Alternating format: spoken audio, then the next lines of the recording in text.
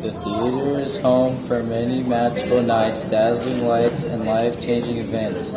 Before any of this can happen, before the actors step on the stage, before lights are tested, we have to build the set. This lesson will act as a guide for the various types of power tools that will be used during our time in class. We will be demonstrating the jobs that these tools are designed for, as well as where you can find them and return them. We will have Trajan and Justin demonstrate these tools for you. But first, let's go over some dress code rules.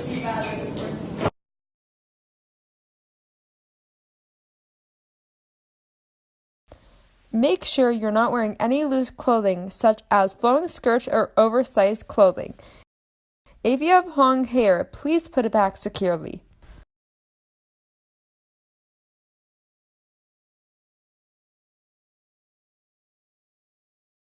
Be sure you are wearing closed-toe shoes at all times to avoid injuring your feet. Be sure that you take off any jewelry and headphones before you start working to make sure your fingers or other limbs do not get caught on anything.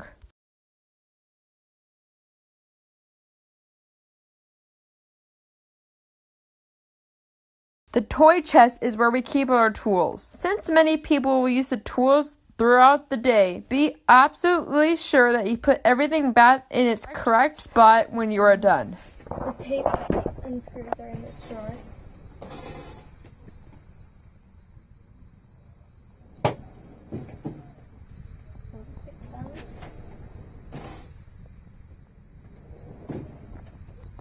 The scissors and screwdrivers.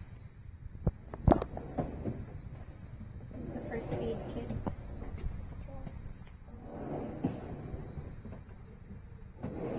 The screw guns and the saw.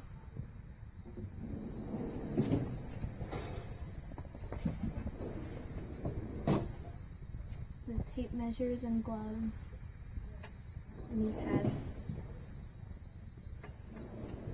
Hammers, drills, and I don't know what that says, I'm sorry. Wrenches. Rulers and pellets. Drills and wrenches. Screw gun and saw.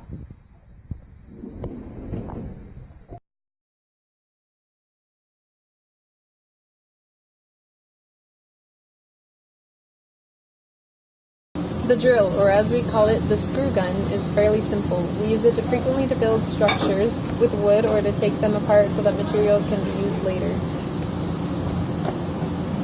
Before you turn the screws, you must drill a pilot hole with a smaller drill bit in order to make the passage easier.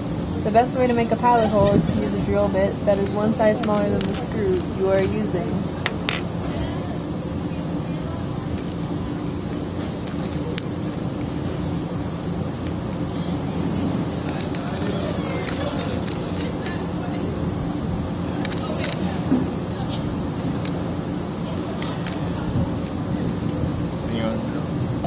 Make sure you're using the right size drill bit for your job.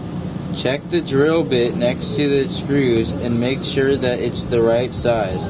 To remove the drill bit, turn the head of the drill to loosen the grip and put the new bit in, making sure to wind the grip in or out depending on the size.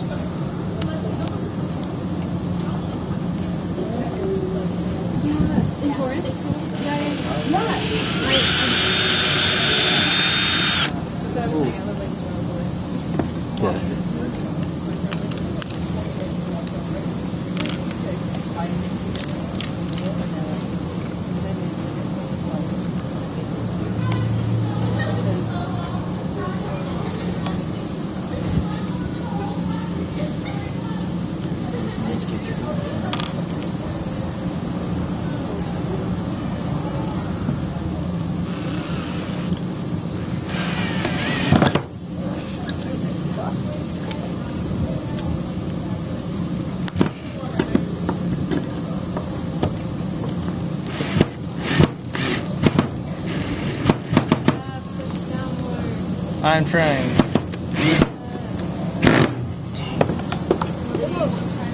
To make the drill turn counterclockwise to pull out screws, simply flip the button on the handle to the other side. We keep the batteries on the chargers when they are not being used.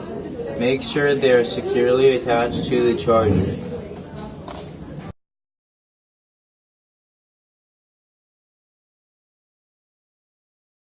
We typically use the Phillips head screwdriver to build strong structures, since they grip the screws better than the flathead screwdriver.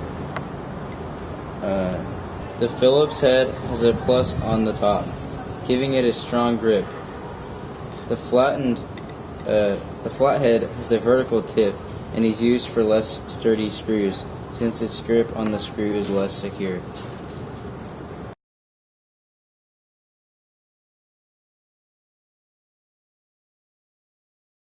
From simple flat to the whole set, one skill you need to know is how to use a paintbrush. Depending on the purpose, the styling of painting may differ. One rule will always stay the same. However, only dip the paintbrush a third of the way. Never let it touch the metal. Now moving on to cleaning the paintbrushes. Follow these steps. 1. Get a bucket with clean water and place it in the sink. There should never be any paint going down the sink. Rinse the brush gently on the bottom of the bucket.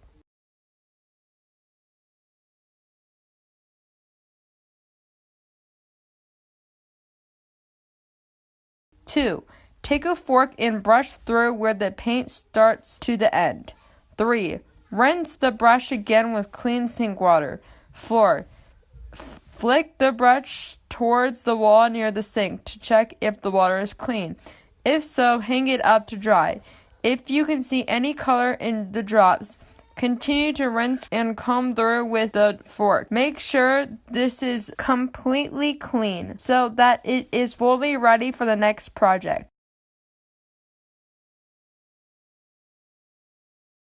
Staple guns are used to hold down thick materials to a hard surface.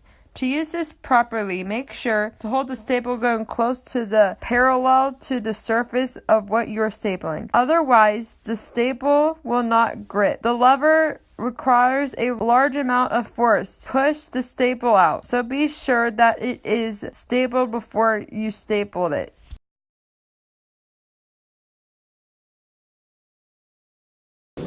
There are multiple different kinds of tape used in building and tech, and it is very important to know which tape to use for what purpose. While duct tape might be the obvious choice, it is generally not a good choice. The tape is hard to remove and frequently leaves a lot of residue on the surface. Instead of duct tape, in theater we typically use gaffer tape. Gaffer tape is black and sticks very strongly to the surface. However, it leaves very little residue behind.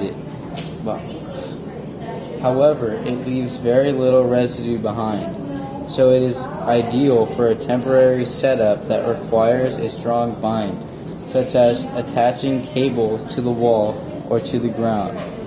This is the tape we will use for most temporary construction, but be sure not to use more than necessary since it is rather expensive at $20 a roll. To mark the stage, to put down items, or to tell where a person should stand, we use the colorful spike tape as a marker. This tape can be found in many colors, but is also bright for easy visibility. Medical tape is used for one purpose in theater, to attach microphones to the actors. It is sturdy, thin, but easy to tear and remove. Be careful when pulling a strip. It's very expensive and we do not want to waste it. Painter's tape is usually just called blue tape. We use it whenever we want to prevent something from getting paint on it, or sometimes just to define a boundary or painting. You're going to use this a lot, so make sure that you have several rolls of it stored away. Remember all these guidelines and you'll actually know what you need to do to create great set pieces. Happy building!